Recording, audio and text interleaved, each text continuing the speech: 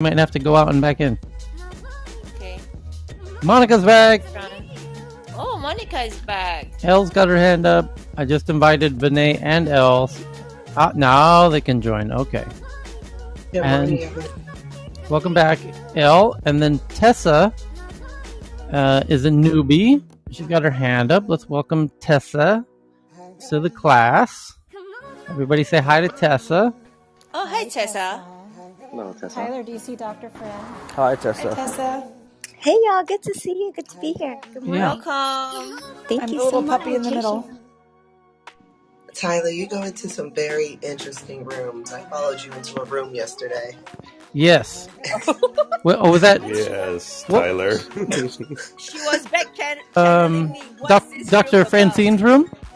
No. The first one. The one before that. What was the other one? And 4-5. Oh, the one where they were talking about Taliban and 4-5. The how- circle around freedom of speech. yeah, how Trump isn't allowed on Twitter, but the Taliban is or something.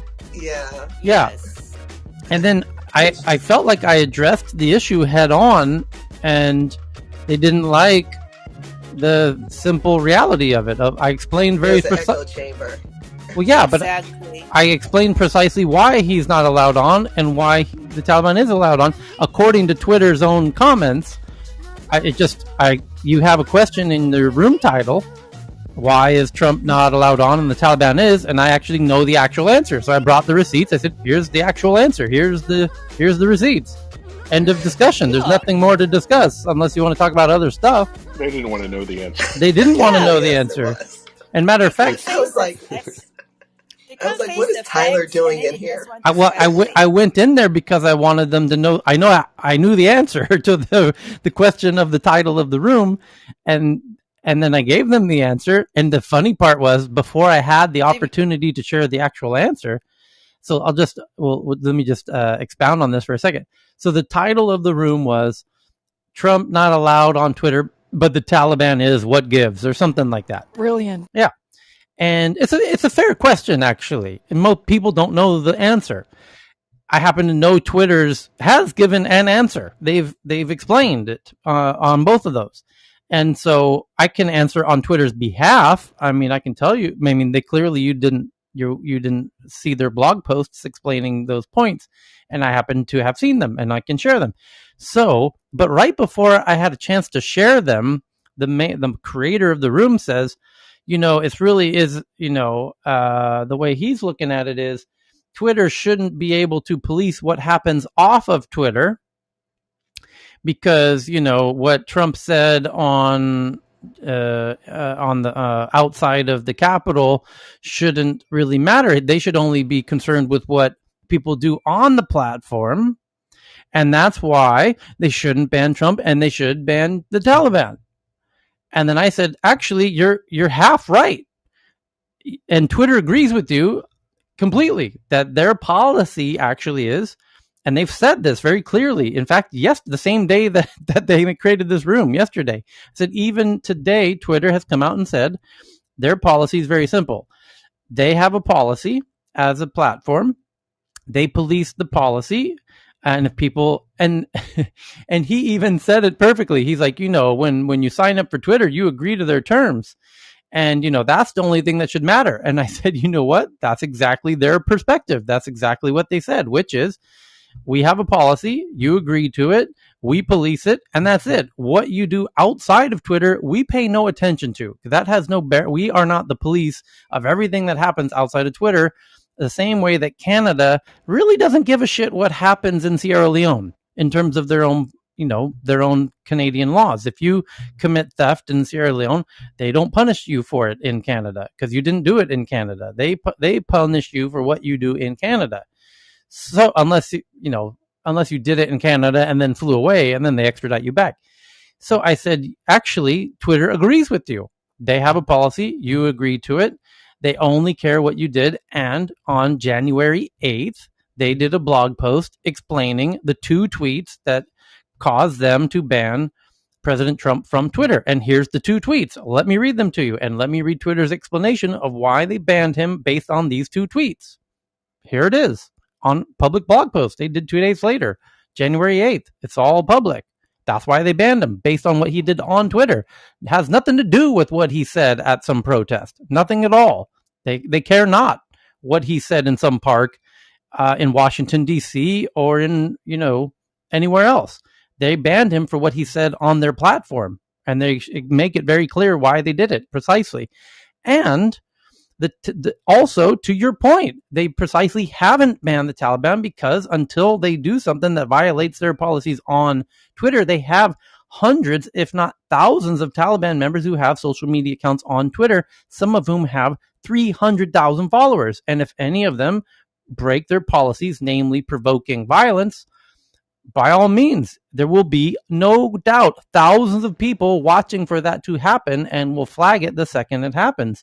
And they will happily take action the second it happens, just as they did 6 weeks ago with the Prime Minister of Nigeria, who did provoke violence on his Twitter account, and they banned him. And in retaliation, he, as the Prime Minister of Nigeria, banned Twitter from Nigeria because Twitter banned him for provoking violence, which he didn't like. So he retaliated. So they are watching leaders of countries who are likely to cause provoke violence, which is against their policy on their platform. They don't like people doing that on their platform, and they police it, and they do ban people, as they just did in Nigeria. And if the Taliban does, you better believe they're gonna ban the Taliban if they use their. That's exactly what I put in the chat to Cheryl and David. That's exactly what I put Well, in the after chat. I said that, there's nothing left to say. Yes. I solved the problem of the title of your room. Now you know why Trump is not on Twitter and why the Taliban is. So, what else would you like to talk about? But So they're not murdered the happy with your conversation. answer. No, they were Untitled not at all Chapters. happy with my answer. They wanted to continue talking about. They were not happy with the facts. Correct. Here's the very simple facts. It's actually very simple. There's actually a clear answer to your question of your room. Here's the answer. And what else you want to talk about for the next, I don't know, hour, 2 or 3? Totally your call. Feel free. So, Wasting their life. yes. Okay, anyway, Tyler, before we move on, can we bring some regulars up? Chris is in the room. Lale is in the room. I got him. I see all the hands up. John Francois. Oh, Boris is in the room. Is and we have John Park. Okay, in the perfect. room. So David. let's get the. I want. Where's Boris? We get, Hands up Boris, here. you're gonna like some of these headlines. If it's Boris from Sweden, he's gonna like some. Yes. I don't see him. Yeah, he's there. Oh, he's on stage. Upside down, Boris. No, he's in the audience. Boris, raise your hand up. Oh, there. I see why I didn't see him. He's dressed as a goddamn Tesla robot. He's one step ahead. Yeah. John Francois is there too. Okay, John. Hey, John, if you want to join us, just raise your hand. Yeah. It's easier. Yeah. Okay. So we've got all the regulars, and there's Sylvan. Now I see John Francois. Okay. Let's get Jeff. So good to be back, Tyler. Hey, man. But hey, and yes, I'm a Tesla robot. Yes, today. Is that Boris? Yes, it is. Boris, welcome back. Yeah. Hey, Boris, we've got some. We got something that you're gonna like. So hang tight. You'll know what I mean. I'll do it. I won't wait too long to get to it because I know you might not be able to stay for the whole, 3-4 hours. We'll be here. So everyone on stage is as a regular. We've been doing this twice a day for 6 months now. There's one new person on stage, which is Tessa. So everyone's welcoming Tessa today, and I'm going to go ahead and follow Tessa, and let's see just how smart you are, Tessa. We're going to test you out today as the newbie in the class. So thank you. I've actually been here before, but thank you for the welcome back. She's been stalking us. She's been stalking the room. That's cool. That's how it works. So there's 4 other people with their hands up, and we're gonna let Tessa have the new kid seat on the bus. And then where'd John go? John, you just had your hand up. Where'd you go? I was gonna bring you up. There you go. So we got Tessa and John. Welcome, John Park. And then let's try 2 newbies for now, because if we get too many newbies, it gets a little wild. So we're going to try these 2 for now, and then if they jump out, if they tap out, then they can give up a seat to somebody else here for the time being. So we're going to go through the top. Here's how it works, everybody. Welcome back. Happy Friday. Good morning, America. Good afternoon, Europe and Africa and Middle East, and good evening, Asia. Happy Friday, August 20th. Here are the biggest most shared, not the most important, definitely not the most interesting, but the biggest. Jeff can jump up. Jeff's not a newbie. But these are the most shared headlines at this very moment, Friday, August 20th. Here we go. So the most shared story at this very moment is from Bloomberg that OnlyFans, which is a website where people do basically porn, but they produce it themselves, with their smartphone in their bedroom, and they can have fans who subscribe to their exclusive content. And so that's OnlyFans. But the headline is this: OnlyFans, and this is according to Bloomberg and everybody, this is the most discussed story at the moment. OnlyFans says it will prohibit users from posting any sexually explicit conduct starting in October, but will allow nude photos and videos. Popularity of the website has exploded during the pandemic. Many sex workers use OnlyFans to charge customers online. Okay. And that has exploded. And just to quantify it, they're making, what was it? Somewhere in the neighborhood of $500 million in revenue in the past year. They're trying to fundraise, and investors are not wanting to invest because it's porn, and tech investors generally don't want to invest in porn.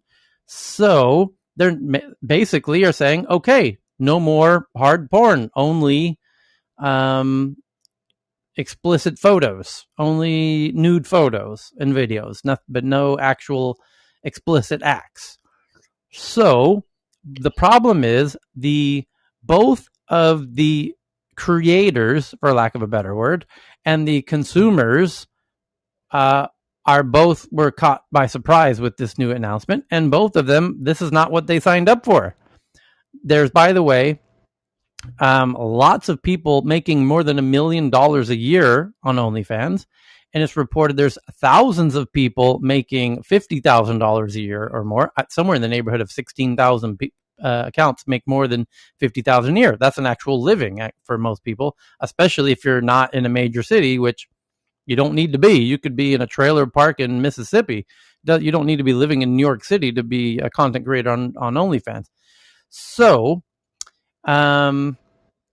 it's the app is basically kneecapping itself, and part of it is because the payment system, which is basically MasterCard, Visa, and the payment on-ramps and off-ramps, don't want to work with porn.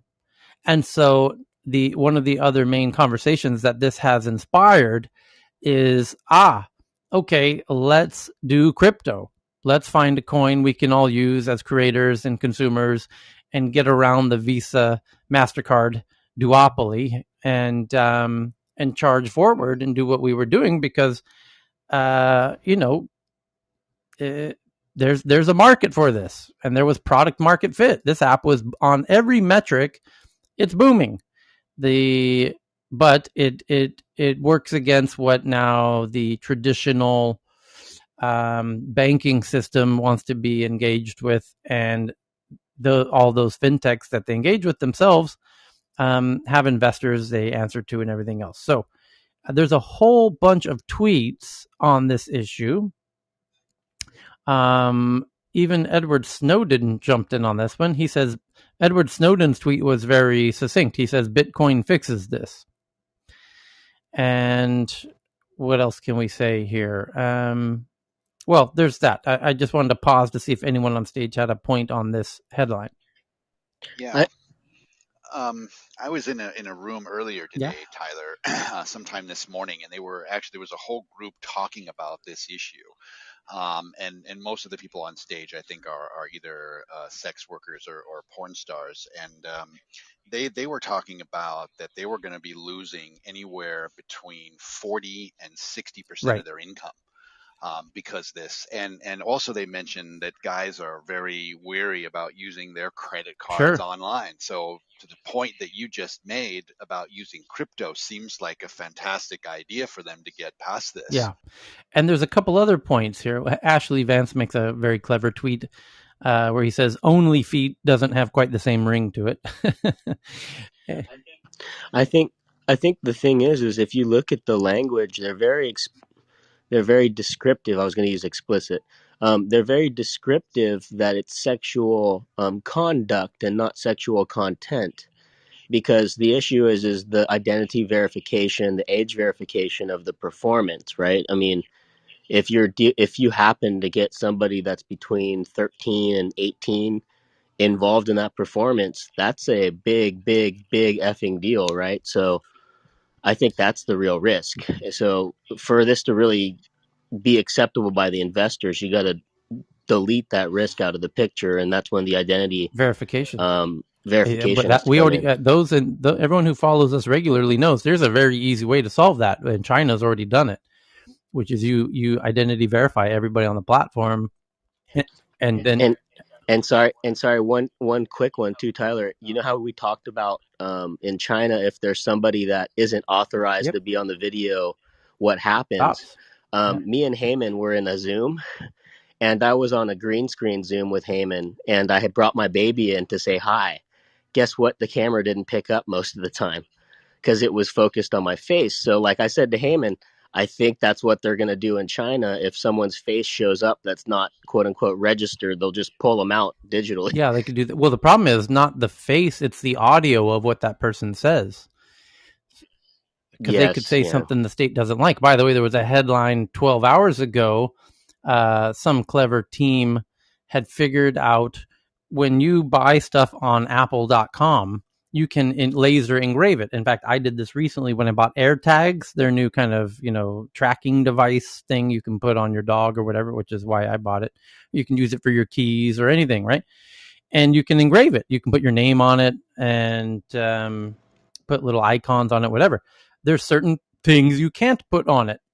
And it's different from country to country. And in fact, in America, there's about 200 different words that they won't allow you to use. In China, there's over 1,000 words they won't let you use. And more than half of them are words like democracy and the date of the Tiananmen Square massacre and freedom. And, but more interestingly, you also can't use those words in Hong Kong, which Hong Kong has different freedom of speech rights than mainland China, although not anymore, not according to Apple.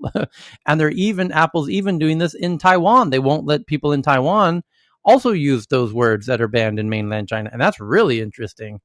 So back to your point, there is ways of policing this if they really wanted to prevent those worst case scenarios of minors being involved.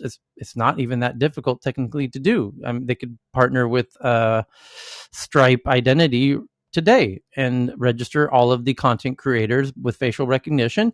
If somebody tries to make content and their face isn't registered in the algorithms, the live stream stops, the content stops. It deletes the content. So I don't know why they wouldn't consider that, given that it's a rather potentially strong business otherwise. And yes, go ahead. I'm sorry, Tyler. And for everybody in the audience who knows this, in the United States, there were forces afoot to do the same thing in our educational system in different states in terms of erasing history that they don't like. So it's happening. There's here also as well. An interesting thing happening concurrently, which is Twitter is testing what they call superfans. Not coincidentally, a similar name to OnlyFans. And, I'm sorry, they call it super followers. So super followers is in beta right now. And what it is it's OnlyFans. It allows Twitter accounts who have followers, welcome back, Jennifer, to charge for their exclusive content, hidden behind a paywall. So if you're here's my regular public Twitter feed, and if you want access to my exclusive content, hint, my nude photos or videos, then you have to be a super follower, and it's $10 a month or whatever. That's coming right now. Why do you think Twitter doesn't ban pornography, Tyler, like Great question. the other platforms do? I think because net the average experience of the average person on Twitter, that even though there is porn, if you go looking for it, it's a small fraction of the content on Twitter. So it doesn't, you don't associate Twitter with porn because you would have to go out of your way to find it. Where on Tumblr, it was, in all fairness, it wasn't that way. You would stumble upon it even if you weren't trying to. So Tumblr got in hot water for that, and Twitter hasn't, because you sort of have to go out of your way, and you're going to have to really go out of, you have to going to actually pay for it now. As soon as so I think a couple things are going to happen with OnlyFans. One is, I mean, the activity is going to continue between the content creators and the buyers. The question is it going to be on OnlyFans, or is it going to be on OnlyFans with a crypto, or are some people going to leave and migrate over to Twitter with the super followers? And I suspect, my guess is a lot of that. I think a bunch of them are going to go over to Twitter, because OnlyFans takes 20% of the subscription between the fan and the content creator. I think Twitter's is less than that. So we'll see. Yeah. So I have a question, and I love how you've already, in these few minutes that I've been back, been able to enlighten me on what has actually happened on this OnlyFans that I hadn't really followed that well. But it back traces to the payment providers, Visa, MasterCard. They were putting the pressure on, which is obviously why Bitcoin might be a solution. Where do they draw the line? I mean, it goes back to, they love making all this money by all these transactions running through these systems, but at some point somebody's putting the squeezer on them, forcing them to act. Yeah. How does this work? Because they obviously love all those transactions, but then all of a sudden they come out and say, "Oh, there's porn. Right. We can't have this." It's sticky, no pun intended. So the next biggest headline at this moment is from Bloomberg about an internal memo that Apple is delaying return to corporate offices from October until January at the earliest, because of surging COVID-19 cases and new variants, meaning Delta is kicking everybody's ass, and they don't want that shit anywhere near their beautiful UFO campus. So you all just stay away from the UFO for the time being, and let's circle back around January and see how things look. The next one's from The Verge, an overview of the most interesting internal emails from the Apple versus Epic trial, which is one of the biggest trials in tech history, which is Epic Games, the maker of Fortnite and many other major titles, easily one of the biggest game outlets on planet Earth, is in a big suit against Apple, claiming Apple's really unfair, forcing us to pay 30% of all of the money we make, because they're forcing us to go through their Apple store. We don't want to be in their Apple store. We want to sell directly to our users who happen to have iPhones, and they want to go direct to us too.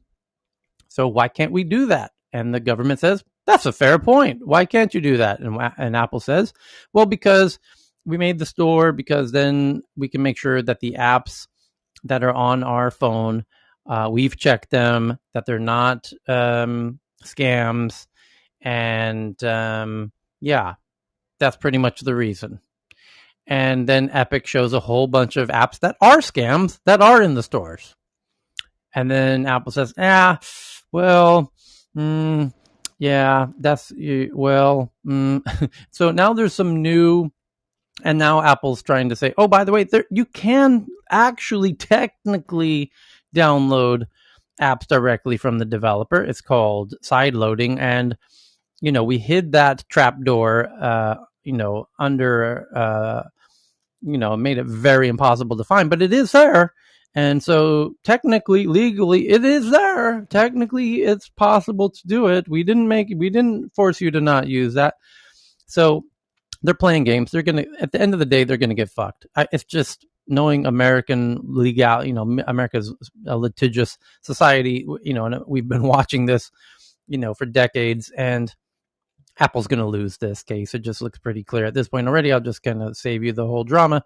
But there's some new revelations in this court case. Some court documents came out in the past few hours that Google, gets really interesting.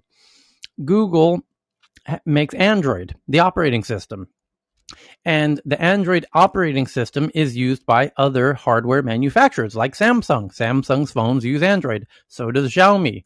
So does Huawei and Oppo. And, there's a lot of hardware manufacturers that use Android. Now, Google's Android hardware manufacturers that I just named, if Google created a program called the Premier Device Program for hardware manufacturers to get a greater share of Google's search revenues for not pre-installing their own app stores on their devices, like the Samsung App Store.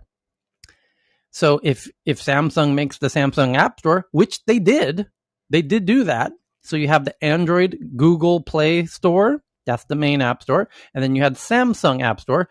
And guess what? Google really didn't like that. And Google said, hey, Samsung, if you remove that Samsung App Store, we can give you, how's $1 billion sound from Google search revenue? And Samsung said, that sounds pretty good. Okay, great. So they removed the Samsung App Store. And that's now been revealed. Google is really financially incentivizing hardware manufacturers that use Android to not have their own competing app stores because they know eventually the Samsung App Store could be a way for developers to get around the Google Play Store. And the Samsung Store wasn't charging 30% to the app developers like Adobe or these video games that people are downloading. And so that was forcing all the apps into the Google Play Store. That's the big point. Now, another interesting thing was revealed in the past few hours. Epic, the video game company, in their complaint, they say that Google paid game developers, of which they know all the game developers from all the other game studios, which are their friends, that Google was paying game developers hundreds of millions of dollars in incentives to keep their games in the Play Store as part of what they call Project Hug, rather than going outside of the App Store. So yes, you have to pay us 30% if you're in our App Store. However, we're going to pay you hundreds of millions in incentives to keep your games in our Play Store. So they say they have the receipts to prove that, and of course they're going to show that in court. And when they do, the judge is going to be like, hey, Apple, how do you explain, and Google, how do you guys explain yourself here? Looks like you're clearly not being nice to people competing with you to circumvent your app stores. You're acting rather monopolistically. And indeed they are. And they're going to get caught with their hand in the cookie jar and they're going to get fucked. So end of story. I mean, it's just a matter of time now. The next big headline at the moment is Binance, which is a crypto trading platform to buy and sell cryptos. Yes. Sure. Tyler, before you go to the next one, would you care for... Oh, just simply... I built a self-publishing platform years ago, over a decade ago, and the key problem for the developers, you get all these, the big giants, they'll fight each other over things, but the developers, what Apple has not solved is the discovery problem. They charge a huge tax, but if they could totally figure out a situation, or if they could figure out a situation where they ratcheted down their share of the split, but solve the discovery problem, the developers, they would be very happy. So it's not a slam dunk that they're necessarily going to be completely blown up, the app stores for Apple and Google, but that is the core value that's really still missing after over a decade. So the next big story at this moment, the most shared story, is that Binance mandates Know Your Customer verification that includes government ID and facial recognition in response to heightened regulatory scrutiny. Here it comes. They are now requiring customer verification, including government ID and facial recognition. Have I not predicted this was coming? I'm shocked to see that Binance was now the second company to do this. It was Tinder just announced they were going to start doing this, 48 hours ago, 3 days ago. And now, holy shit, I can't believe Binance is the first to jump hot into the jacuzzi. They're just straight up doing a big old belly flop right into the middle of the identity verification pool. So just for the, yes. But Tyler, do we think Binance is going to survive this? Because what were they in the news for last week or 2 weeks ago? Oh yeah, they're in the news every 3 days for not complying, not operating without licenses in the Netherlands 3 days ago. Oh, that's a right, exactly. So does it matter what they're doing bizarre. now, though? Binance is totally bizarre. They also just lost their CEO. They also today said they want to IPO in America right after losing their CEO. This CZ dude who runs Binance is a real odd cookie. This is really unconventional behavior on all fronts. It's not just a belly flop in the pool. It's a belly flop in the pool when everyone's standing around. It is that, because all the big tech companies right now are all looking at each other, wondering who's going to jump in the pool first when it comes to identity verification, which is coming. We can see all of the little signs, all the little hints, all the winky, nudge, nudge. Everyone's thinking about doing identity verification in their apps. And Tinder was the first 48 hours ago to say, hey, we're going to try it. And it'll be optional, but we want to give people the option to do identity verification in Tinder. Okay. Why make it optional? Well, because they're afraid if they require it, people will flee and go somewhere else. And they're right. That could happen. That has happened. There's been many times where apps make big moves without testing it first. And it's suicide. So rather than risk suicide, they say it's optional. How are people responding? Doesn't seem like people are freaking out. Okay, fine, let's do it. And once they realize people aren't freaking out, they'll probably do it. And nobody freaked out. So it's optional for the time being. And then here comes Binance out of nowhere, running from the kitchen through the backyard, full on cannonball, while everyone's standing around the pool, wondering who's going to jump in next. And cowabunga, here comes Binance. And they just right out of nowhere, right now, in the past few hours, Binance mandating verification that includes your government ID, that's your state ID, and your face simultaneously, both, in response to all of the heightened regulatory scrutiny. New customers will have to supply government ID and pass facial recognition in matching your state ID to meet Binance's intermediate verification. Here it is. Boom. Did I predict this or did I not? The correct answer is. But there's an added benefit of being first adopters of something. Like if they set the tone, maybe others will follow suit, and then they can set up best practices. I mean, they do it right. Yeah, and here's something else that's interesting. Binance doesn't have the technical chops to do this. So as much as they claim they're going to do it, the question is, who's actually enabling them to do it? Because this is technically not simple to do. So there is a Stripe who offers this. It's called Stripe Identity. It's brand new. They say on their website that they have 4 launching partners, and one of them is an app called Clubhouse, believe it or not. So it's likely that Clubhouse will turn this on in the near future as well. And the question is, are they using Stripe's new identity system for doing this? Which would be, you could implement that in 10 minutes. If you were any app on the planet, in 10 minutes could turn this on with Stripe Identity. Or are they using this Swedish app, which, Boris, you might know this. There's now a Swedish company also doing identity verification in a similar method. I can't recall their name. They just raised some money about 2 weeks ago. We don't know, but this is interesting development. So, yes.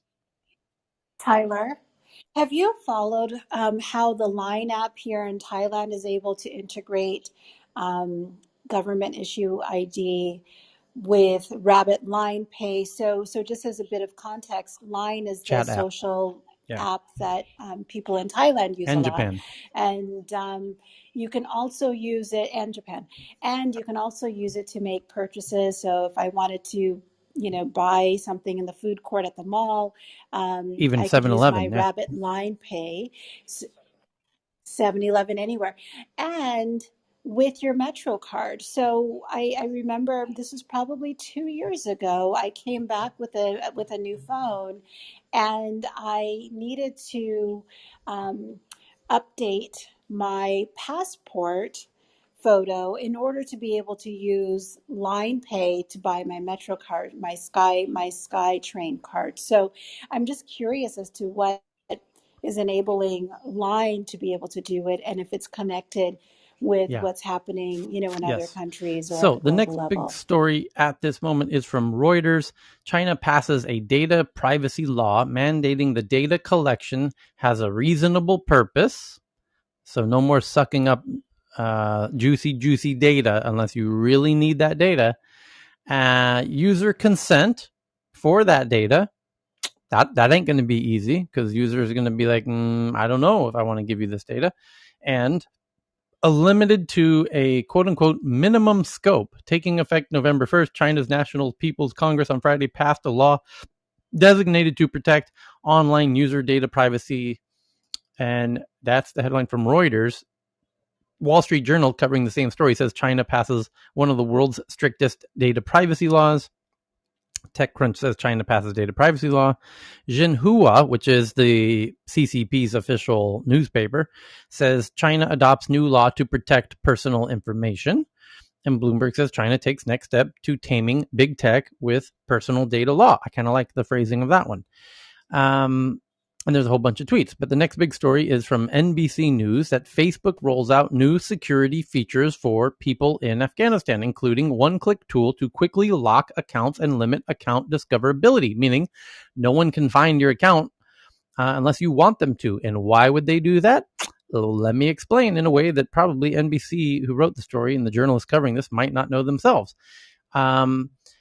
The people of Afghanistan are currently feverishly deleting all of their online presences and profiles and photos and trying to erase themselves off the internet. Not so easy to do, honestly.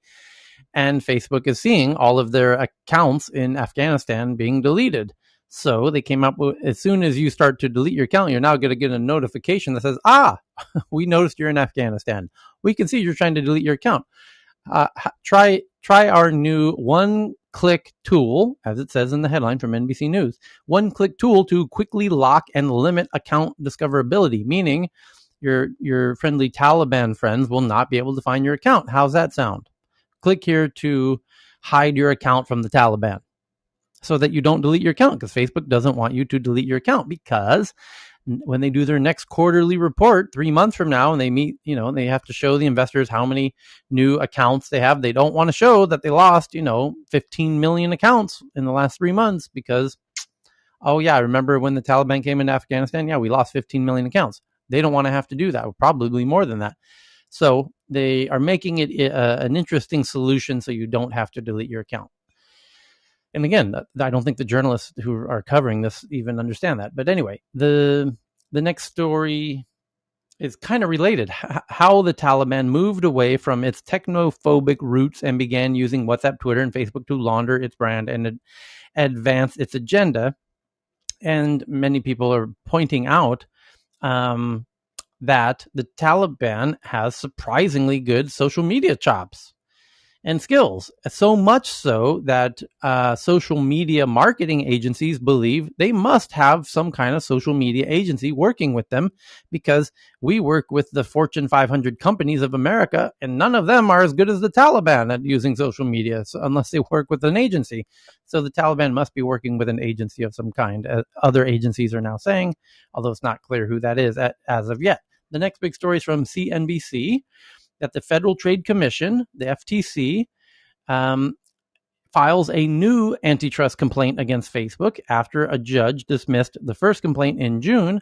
Facebook has until October 4th to respond to the new antitrust complaint filing, and the FTC filed the new antitrust complaint on Thursday.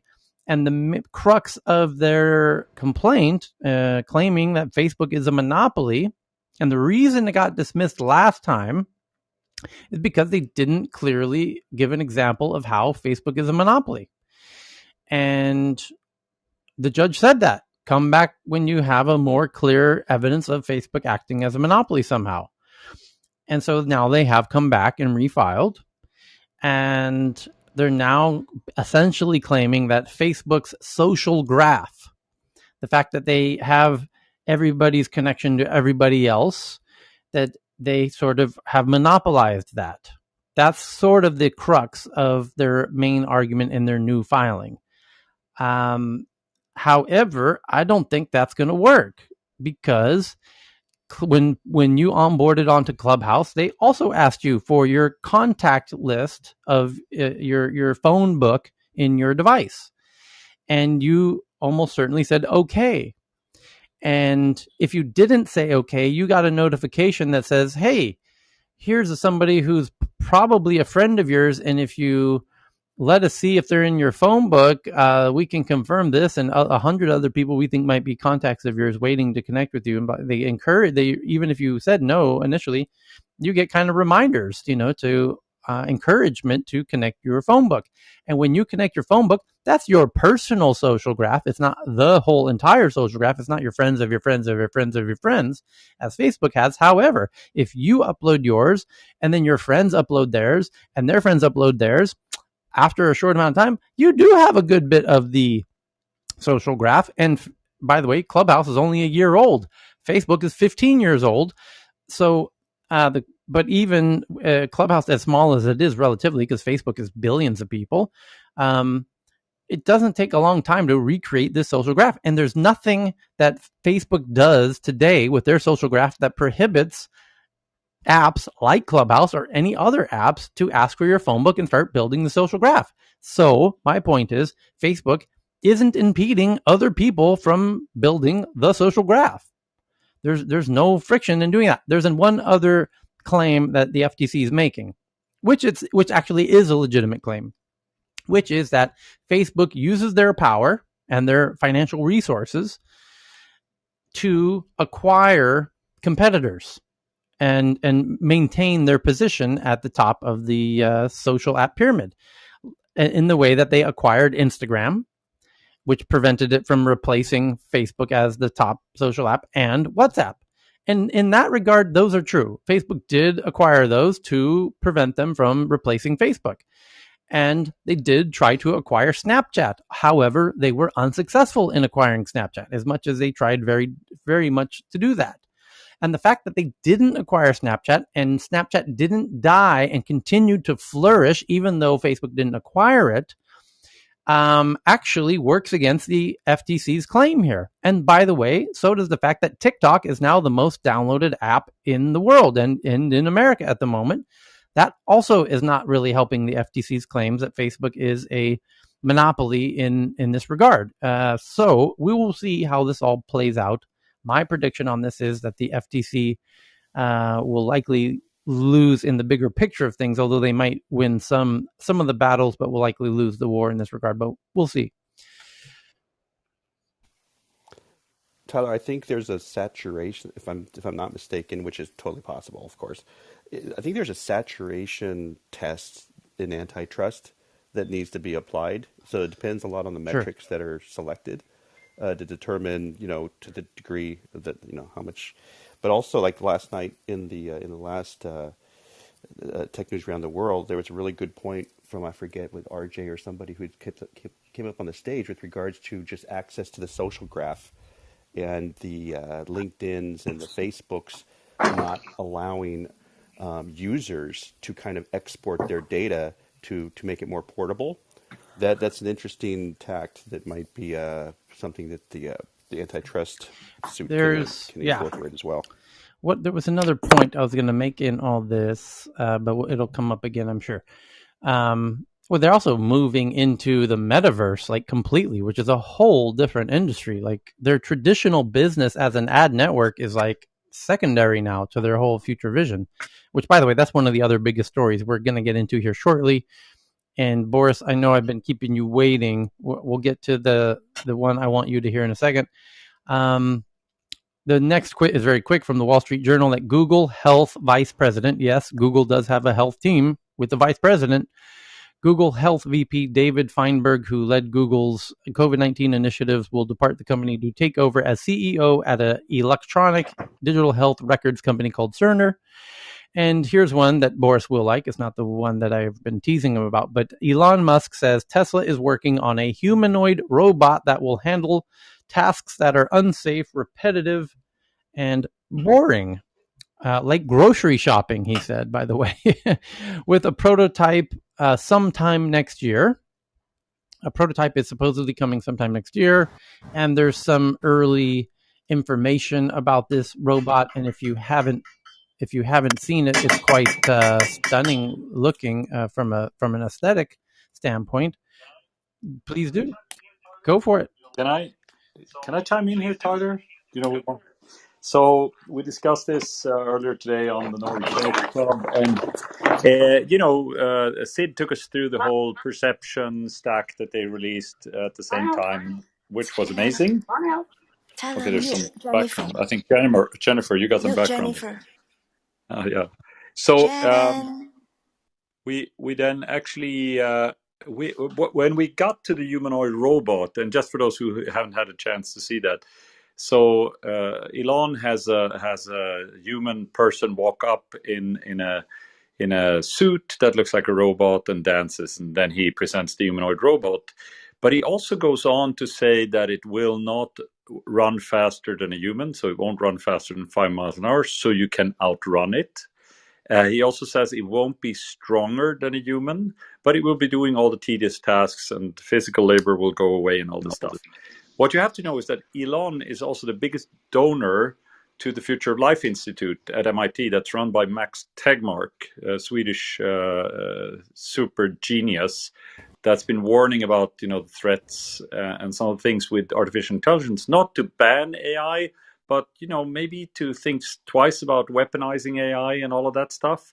So to me, this whole human robot stunt was just a pure wake-up call for all the people that haven't understood that robots are or can be dangerous. Weaponized AI can be dangerous, and jobs are being eaten by robots. Because I seriously doubt that the best form for Tesla to release a robot worker would be in the form of a bipedal humanoid robot. So that was the hypothesis that we had going around the room anyway when we talked about this earlier today. Does it come with the flamethrower or not? I'm not sure. Oh, that's Boring Company. That's a whole different entity. They would never collaborate. What do you think of it, Jeremiah? This announcement of the Tesla. Well, robots aren't anything new. The Honda had their version for a while, but it seems a little far-fetched, but everything Elon does eventually does come true. So I would say not in a year. Seems like a really bad give it some time. But one thing on that, robots will be critical in settling and terraforming other planets. So in the grand scheme of things, this does make sense. I could see them being very useful on Mars anyway, right? Homeworld. I think AI is crucial. So the next big headline is that Adobe will acquire Frame.io. Who cares? Next one is Financial Times. This is a brand new headline. The UK's watchdog, the CMA, recommends an in-depth investigation into NVIDIA's planned $40 billion acquisition of ARM, the other chip makers, saying there is a serious competition concerns. Okay. And then the next one is a look at the rise and fall of Skycoin, a cryptocurrency that had a $5 billion total valuation in 2018, ran a team of social media shills and was plagued by scandals. That's from the New Yorker. And then the Financial Times has one. A look at the fintech boom in Nigeria, where 60 million adults without bank accounts are driving explosive growth. Fintech has seen a 40% of Nigeria's $307 million of VC funding. How Amazon contributed to the drop in the number of babies named Alexa in the US, UK, and Canada after the initial surge upon the device's 2014 release. And India's AgNext Technologies, which uses AI to assess food quality and accelerate trade, has just raised $20 million. Balto is a company which uses AI to enable call centers to improve conversations in real time, raises $37 million.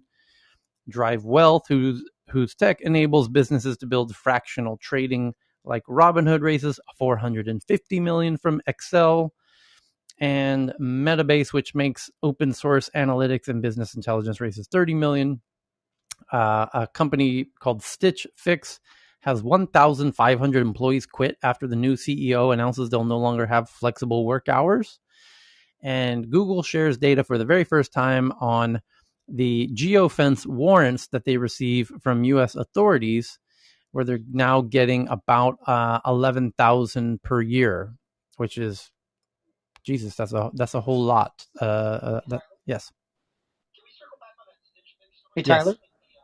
Yes, Can we I circle see back that on that Stitch you're Fix story? actually That's shown actually an here as one of AI the story. tweet responses. I see your tweet here. It says, "Design humans out the." Oh well, by the way, the other part of the headline is that these Stitch Fix employees are worried that they will be replaced by kind of automation as well. Yeah. Yes. So the story indicates that the CEO who was recently hired, they did raise more money, but they need to reduce costs. So they've been pushing people or educating them or showing them the door. And this was one way to show them the door. We're going to change your hours. Coincidentally, along the way, the Stitch Fix actual stylists who select the clothes in which you look so stylish when you never leave the house anyways, were actually training and editing They were the training the AI. replacements. They were training Right. their Got it. replacements. So what it is it's a Yes. So subscription to add service. insult to injury. Users pay Stitch Fix to send them clothes because people don't know how to dress themselves, basically. And these stylists were training an algorithm of how to pick out the suitable clothes to be sent to the subscribers. And then the algorithm at some point is going to be as smart as they are over time. And it's kind of like how, yeah. That's correct.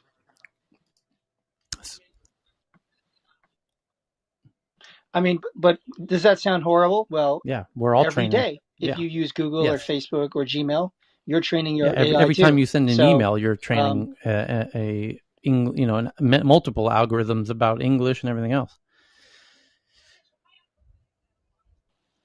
Mm-hmm. Which is why I believe that a lot of workers don't want to come back to work. They already know this, and they know this is going to happen in so many different industries, and they are figuring out how to value Farming. something We're all besides going back work to in their farms. lives. Grow your own food with your own water and your own energy. You'll love it. I'm speaking from personal experience. So there's something going on, Francine, and I appreciate you jumping in on this because you've been, and Jeremiah both have been watching this unfold ever since the BBS systems that started this whole internet stuff. And and we've been told for years that we're all going to be replaced by robots or AI. But what happened last year with COVID that accelerated it was people thought, hey, I'm working this crappy job, and not only will I be replaced next year, but I might die while I'm doing this. That's the bigger So picture. Is what's everyone's my life asking what their all life about? is all about, and hopefully that means people are interested in committing themselves to addressing climate change once COVID stops being the main issue. Hopefully we have the luxury of getting beyond COVID and can focus on climate change as the main issue. And we'll see. So a couple of other big headlines. This one is very big. Facebook announces Horizon Workrooms, a virtual meeting space with avatar, spatial audio, a whiteboard, and more on Oculus Quest 2, still in beta. But people are using it. We have many people on stage and in the audience who have used it. When we met 8 hours ago, JT, have you had a chance to play with it?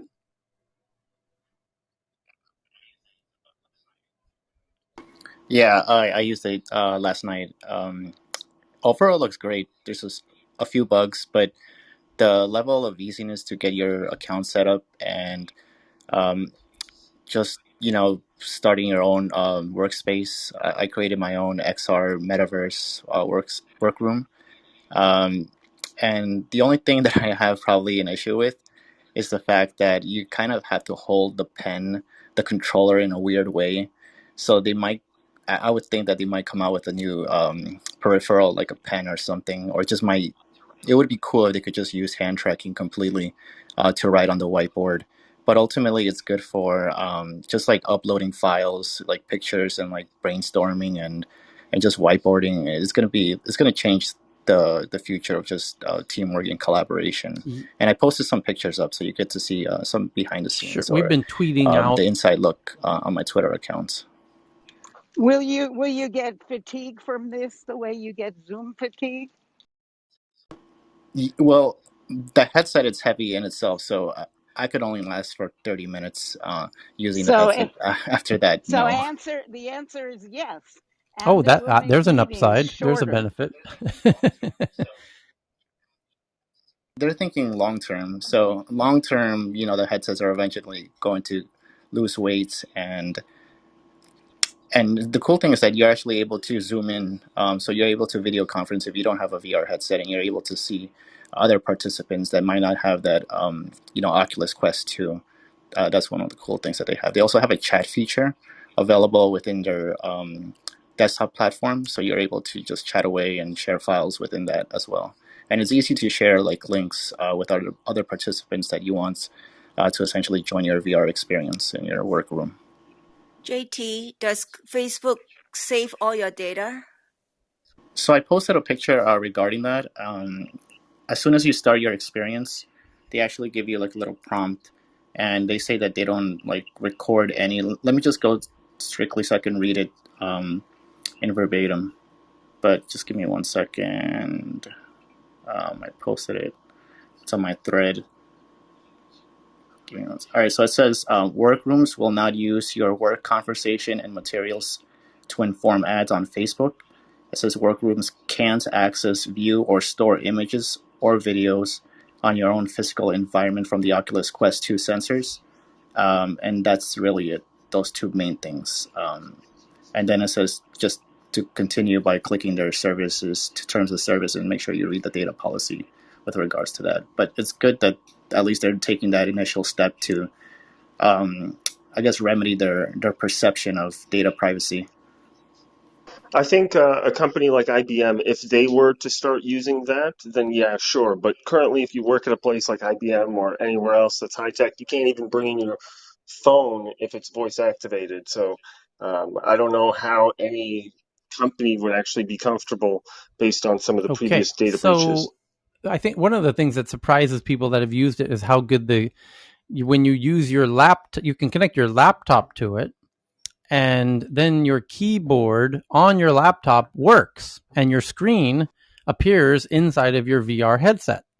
So you see a big monitor that you can control, and you can have multiple monitors, and you can also have your keyboard in the virtual space. Even though your keyboard's physically in front of you, you have a goggle headset on. So how do you see your keyboard? Well, it 3D renders itself into the space, and you see your keyboard, and you see your ghosty little hands clicking on the keyboard in a way that people really is a kind of a pleasant surprise. At least was the feedback we got in the last session. By the way, maybe this is a good opportunity, as the next story is there's a little video floating around in the past few hours I'm tweeting it out right now. You have to see this, of what everyone is freaking out that this must be the Apple's AR VR glasses. And there's a person who made a video holding up glasses in video. This is not just an image. This is a video of somebody holding up glasses that look like AR glasses, and on the table in front of the person. I just tweeted this to the Tech News Twitter account at TNATW. If you haven't seen this video, you have to check this out. It'll blow your mind. If this isn't legitimate, this is the best fake of a Apple leak I've ever seen, because it actually has the box on the table of the Apple glasses, and where it says, if I zoom in real far here, what does that say on the box? It says glass. And glasses? No, it just says eyeglass, it says on the box. And it shows the keyboard inside the glasses and the icons. It's, Apple. Tyler, that's been around for at least 6 months. No problem. I'm pretty sure We got to call it out if we can call it out. First, I'd seen it, and I'm seeing it multiple times all today, so I assumed it was kind of a new thing. Super impressive, anyways. But very impressive fake that they went through the trouble of making the boxes that they put on the table in front of them as if they just opened it out of the boxes. I think the first clue is who puts a sports car in that is a little room. peculiar. I don't know that it's a clue, but it's interesting nonetheless.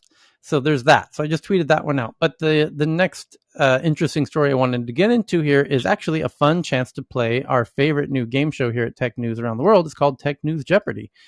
So Europe has produced 72 unicorns this year, more than 3 times that of China's 22 unicorns and India's 25. Europe is also the fastest growing region on the planet for VC investments globally, attracting almost $50 billion of investments so far in 2021, exceeding China, the US, and all of Asia. Now, here's where we get into playing. Here's the first question. For 2021, average European per capita funding still lags behind the US and Israel, but individual countries in Europe have actually outperformed. Actually, only one country has outperformed the United States and Israel. Can you name what European country has had more venture funding than the United States and Israel per capita? Denmark. Sweden. The UK. Netherlands. It sounded like who was the voice? Liechtenstein.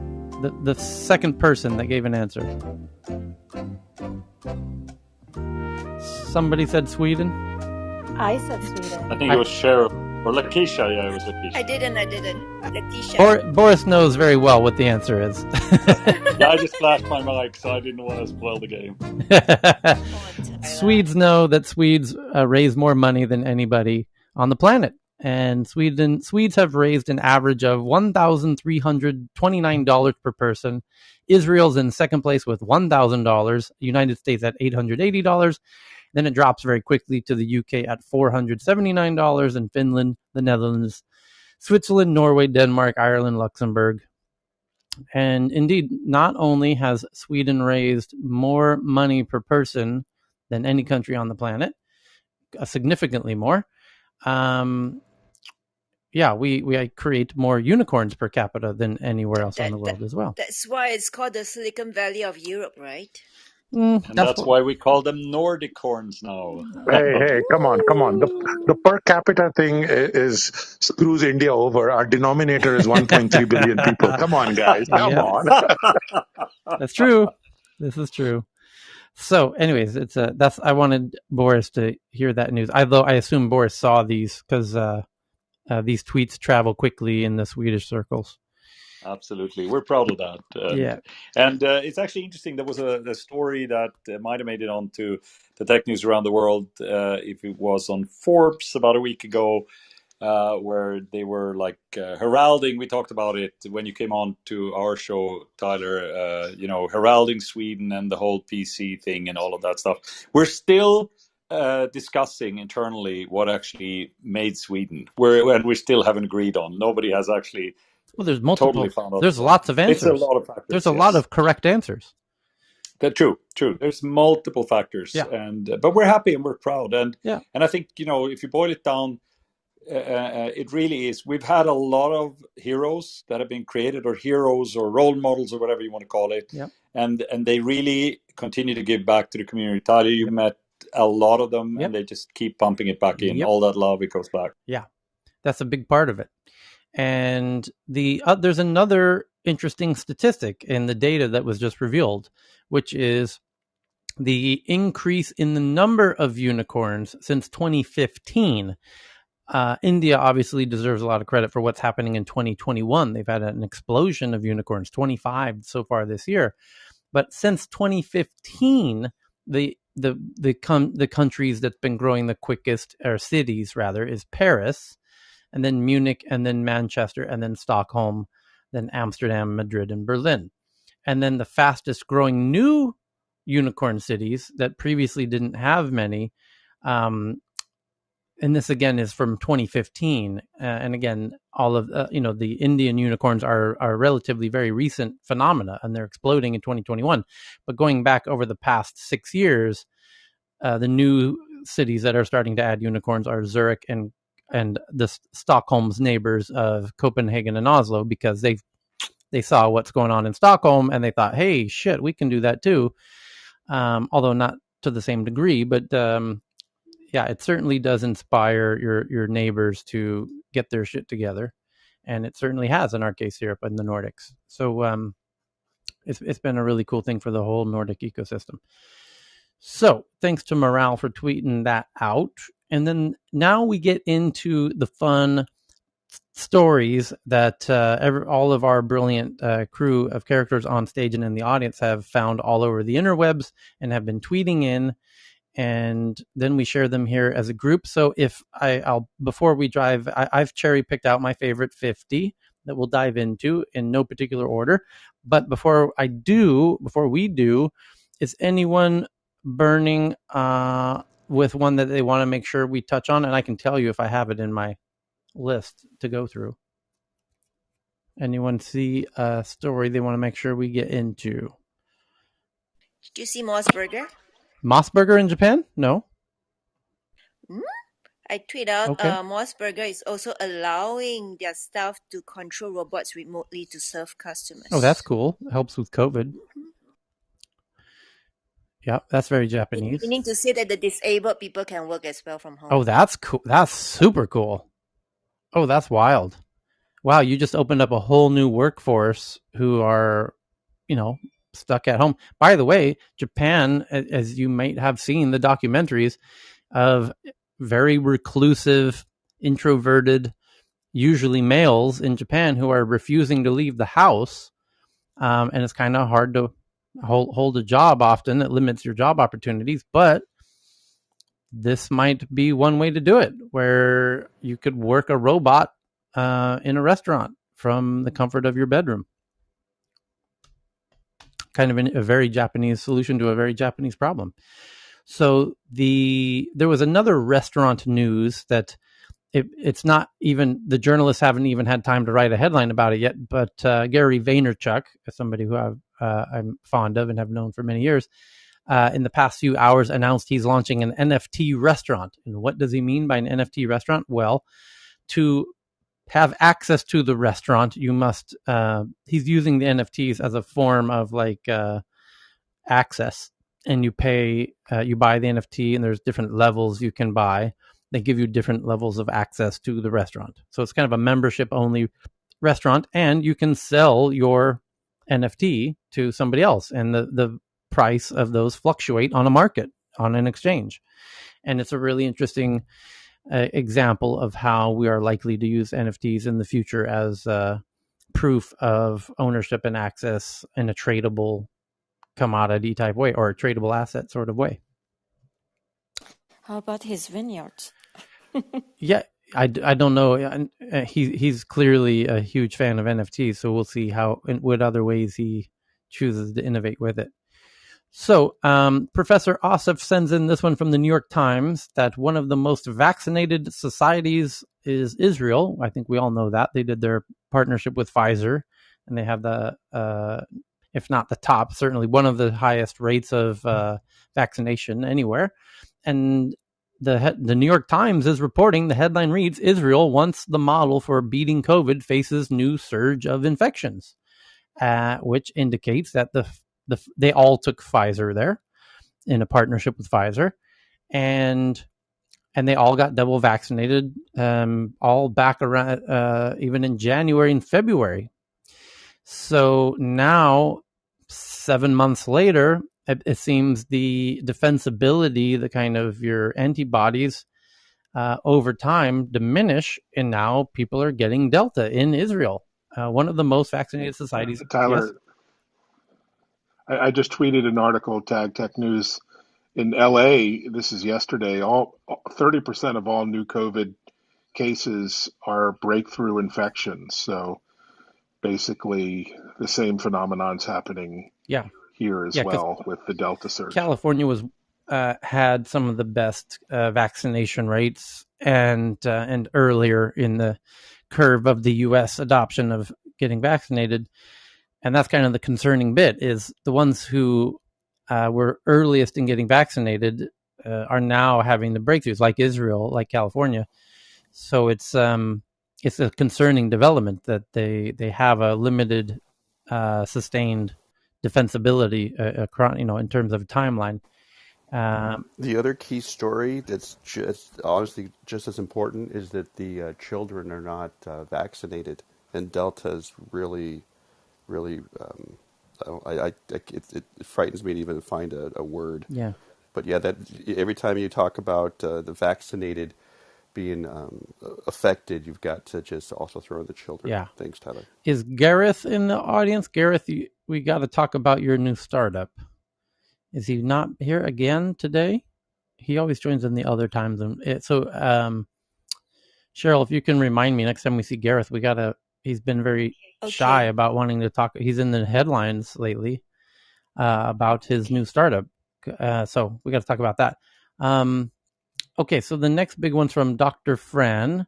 In the headline is from TechCrunch, and the headline reads, "In growing battle with TikTok, Facebook to test Facebook Reels in the US," which is, they're short, little, cute, stand-up vertical videos like TikTok, as TikTok is becoming quite a threat to Facebook, especially amongst young kids, as much as the FTC might not agree, because it challenges their assumption that Facebook has a monopoly. Well, TikTok would laugh at that idea. But so much so that Facebook feels the need to copy the essence of TikTok and bring it into Facebook, which they are now doing in the U.S. Reels is coming to Facebook in the U.S. The company this morning announced it will begin testing a new feature, Facebook Reels, which is a very TikTok-like experience in Facebook. The next one is also from Dr. Fran via Protocol. The headline reads, "The FBI is secretly warning Silicon Valley companies about economic espionage." The FBI is warning Silicon Valley, China, and Russia are trying to turn your employees into spies. That's the headline. A top special agent in San Francisco has a stark message: raise your shields. The FBI is warning tech companies of an insider threat that's not like anything they've seen in a James Bond movie. When FBI Special Agent Nick Shenkin starts talking about spies in Silicon Valley, he's not describing a James Bond movie or even what people have seen on The Americans. Instead, what he's there to warn the tech sector about is less dramatic, but perhaps more insidious: the insider threat of economic espionage and intellectual property theft. It's not the Hollywood image of espionage, but the risk to tech companies is real. The FBI says employees are being persuaded, or more typically coerced, by foreign autocracies, hint, hint, wink, wink, foreign autocracies, into stealing information or handing over login credentials. In one case Shenkin worked on, Chinese government agents threatened to deny an employee's mother's dialysis back in China if he didn't steal proprietary information from a large hardware software company. Oh, how very sweet of you, CCP. That's just so incredibly nice of you. To refuse someone's dialysis treatment unless they do corporate espionage on your behalf. This is a quotidian activity. Shenkin told Protocol in an interview, "This is a massive fundamental activity that bolsters and is one of the mainstays of many autocratic countries and their governments." For the last few years, San Francisco-based Shenkin has been quietly briefing venture firms, startups, academics, and tech industry groups that might be of interest to foreign actors.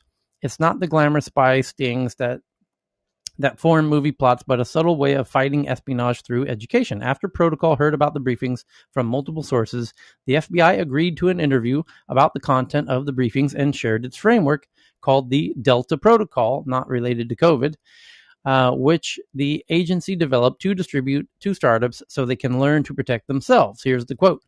The reason why we're being so much more assertive about these briefings and trying to be more open with the U.S. industry is because we've just come to realize that if there is no cost, then they will continue to do what they're doing. So the briefings are like, please, American companies, raise your shields, protect yourselves, make it more expensive for the thieves to rob you, and the country is stronger and you're stronger.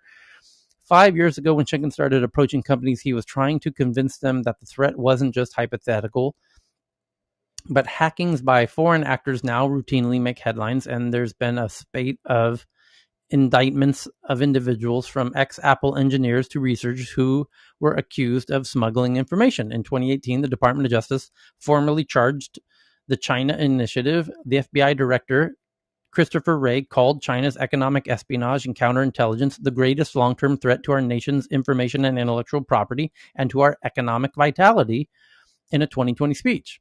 Government estimates of losses from Chinese intellectual property theft run in the hundreds of billions of dollars a year, though some critics say those numbers are inflated. Here's a quote. Now you go to these companies and nobody needs to be convinced. Everybody knows that this is a threat, and the big issue becomes, how do we defend against it?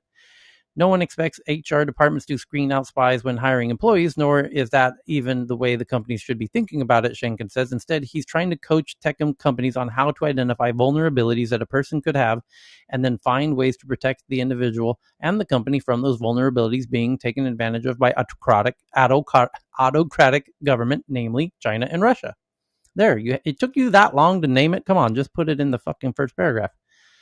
So there are 4 main vulnerabilities covered in the briefings, some being a citizen of an autocracy, doing business with one, having assets in a country, or having family members or employees living or working in the autocracy.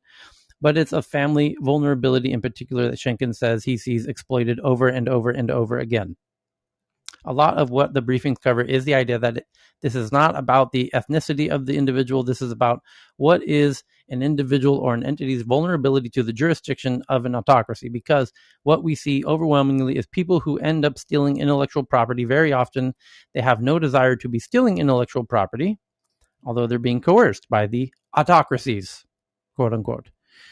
You know, because your mom needs dialysis, and if you don't want your mom to die, well, then we just need you to steal a bunch of do a little corporate espionage to keep mom alive. Sound good? Good. We thought you'd like it. Quite concerning indeed. So Tyler, I was part of, I've gone to some of those briefings when I was with a former company. I went for a government affairs group. Same deal. It was back when big companies were shipping a lot of their manufacturing or partnerships overseas. And they were trying to explain to people not to do, the dangers of doing that. And that's when joint ventures with companies in China, et cetera, became exports instead of partnerships. So this has been going on for a long time. They've been trying to explain to people without setting their hair on fire. And so it looks like now it's time to set people's hair on fire about it. So this is absolutely old news to Canadians and Swedes in tech, especially from Ericsson and Nortel, which Nortel was brought to its absolute knees and imploded, literally ended. No more Nortel because of Chinese corporate espionage, and they just completely dismantled that company. And there's a lot of documentaries about it. And then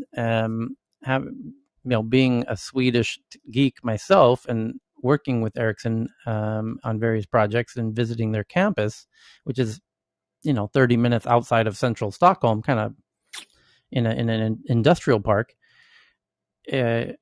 If you go on Google Maps and look up the Huawei European office, it's you will find that it's literally next door to Ericsson's, and that's you can now understand why the 2 biggest players in 5G are Ericsson, who did 2G, 3G, 4G, 5G, SMS, Bluetooth, and everything else, and then magically Huawei shows up, opens an office next door, and bada boom, bada bing, Huawei's got 5G. And when you have lunch at Ericsson, as I did dozens of times, boy, those stories are very, very, very incredibly interesting. Yeah, but luckily Ericsson didn't implode like Nortel did. Yeah, a lot of that, if I just comment on that for a second, a lot of that was not just, radio antennas being directed to Ericsson offices and files being pulled out that way. They just actually walked in and hired everybody who was good. And then, of course, they brought a lot of stuff in their heads with them. No documents, of course. I think they had the benefit of having it came after Nordtel chronologically, so they knew to be on guard as well. Yeah, I think Boris, you're onto something. It's the high. It's in the outset of when you were sharing the news article, you were talking about how the hiring practices may not be. People don't get scared because in any new hiring practices, but the hiring practice itself is probably the easiest way to get the IP, as you were describing, Boris. But also in terms of letting the mal actors into the companies as well. So that's challenging.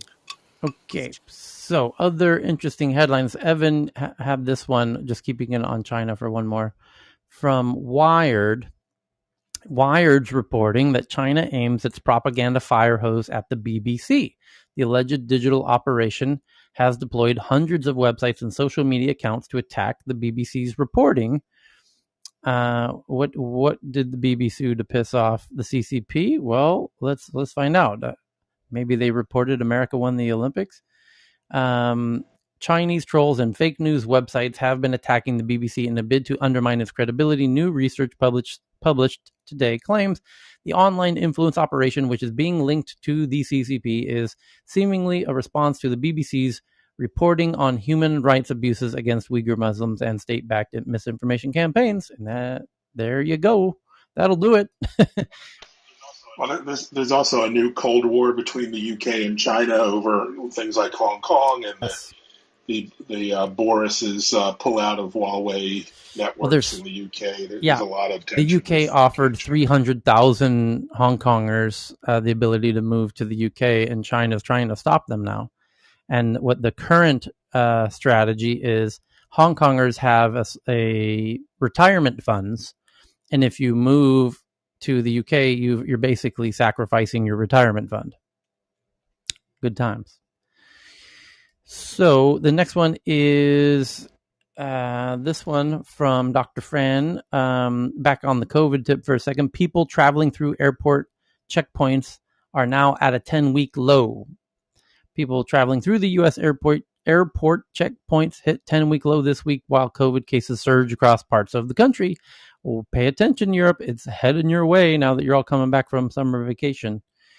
LG, and this one's from Evan, that LG, which is a South Korean tech company, LG on Thursday said it has successfully demonstrated 6G data transmission using terahertz spectrum of about 100 meters.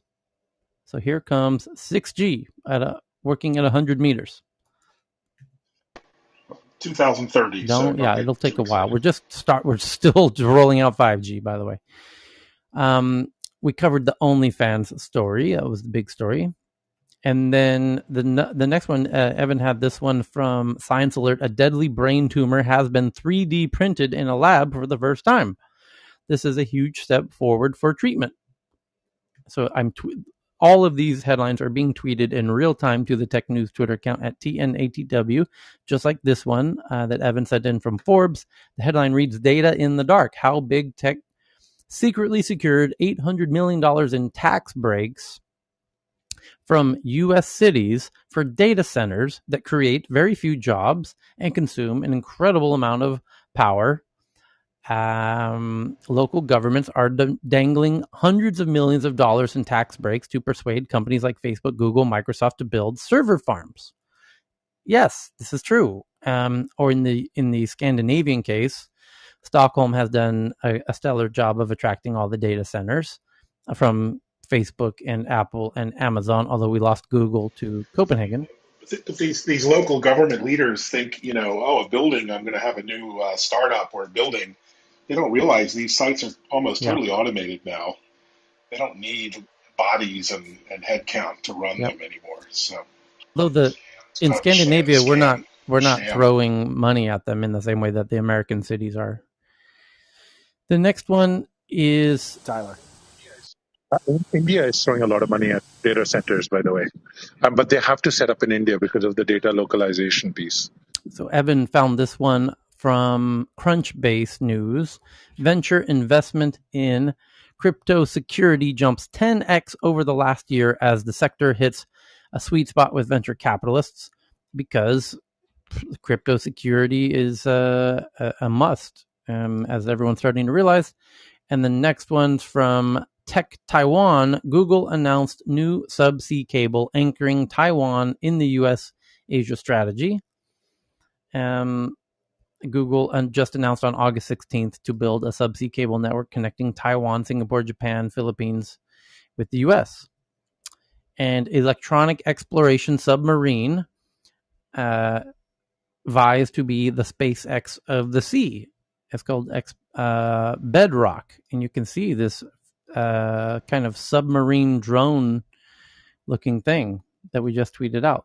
Thank you to Evan for that. And then Jay has this one from NBC News, and I read this story, and I encourage you to do too. It's fantastic, about a mother in Oklahoma, of a mother of 11, helps rescue 10 girls on the Afghanistan's robotic team. This group of teenage Afghanis who have formed a female robotics team.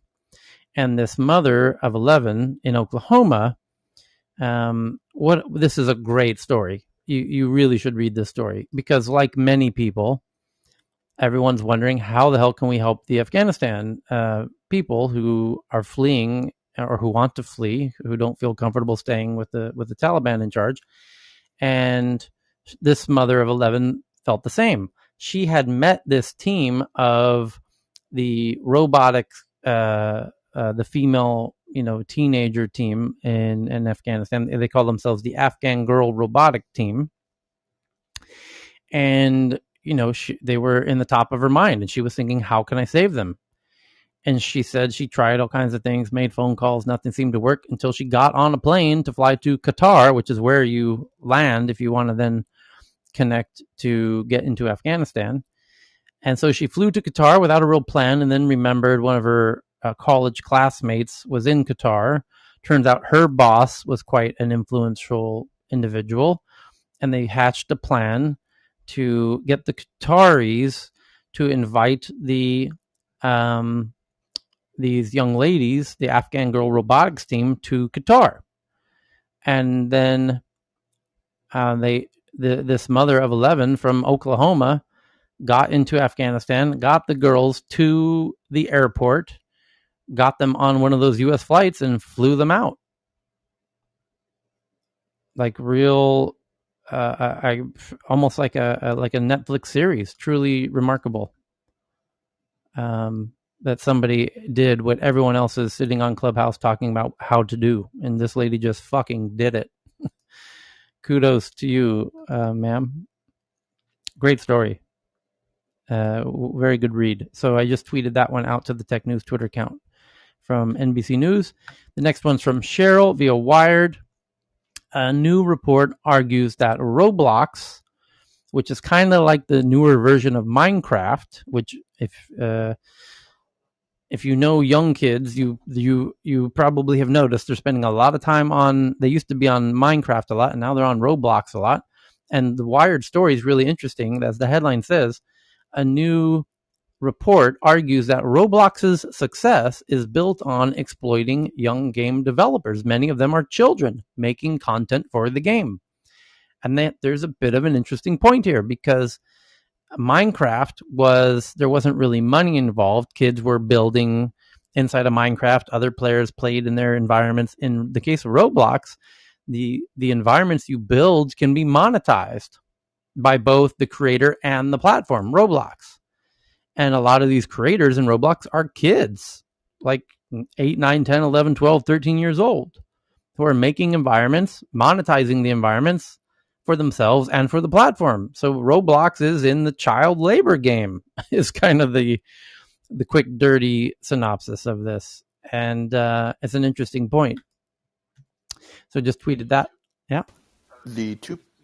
Tyler, the two pieces to that is, you can think of it kind of as the idea that you're going to go become a professional basketball athlete. The chances of becoming being able to monetize your time is pretty small, just in terms of the metrics.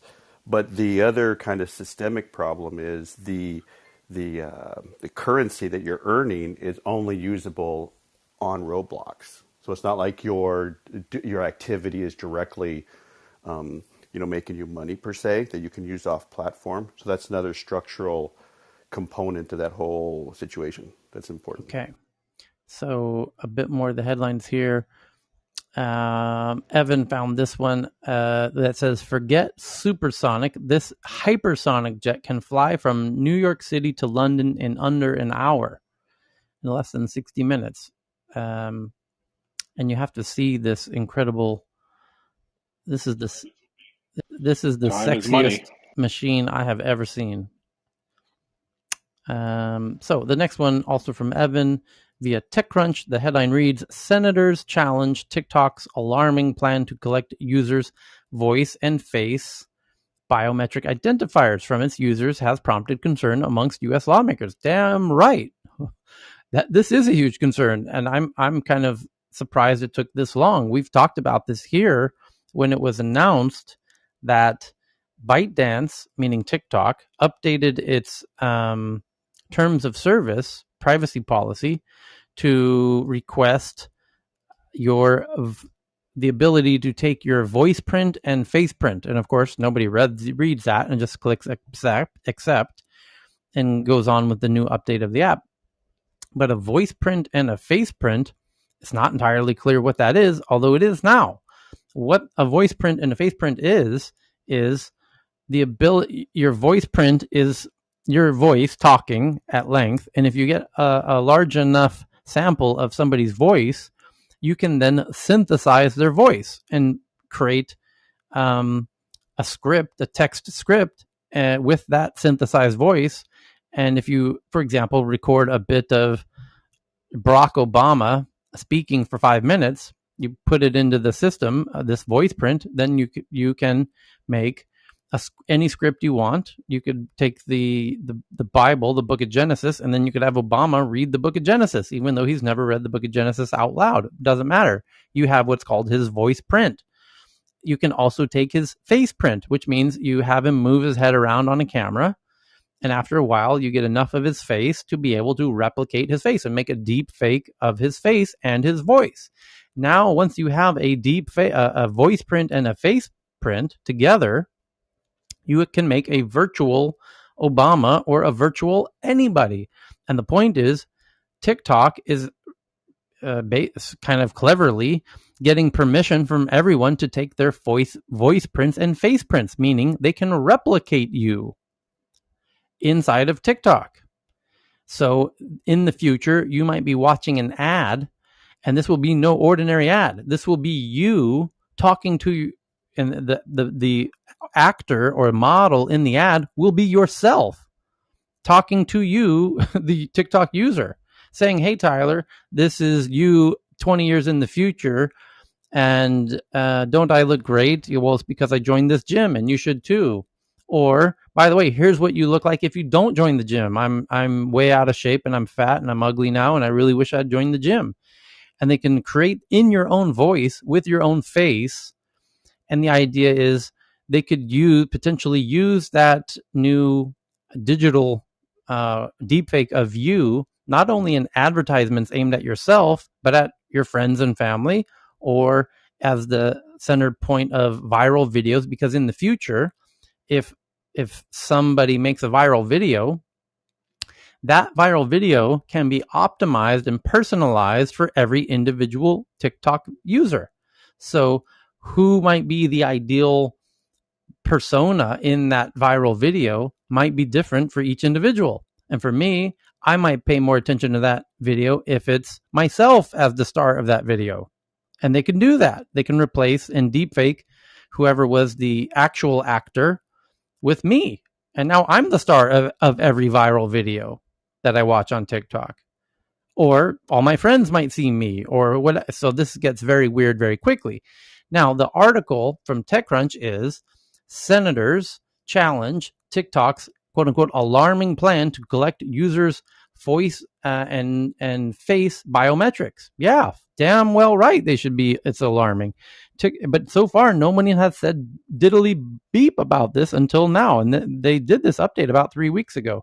So I'm glad to see this. TikTok's plans to collect biometric identifiers from its users has prompted concern amongst U.S. lawmakers who are demanding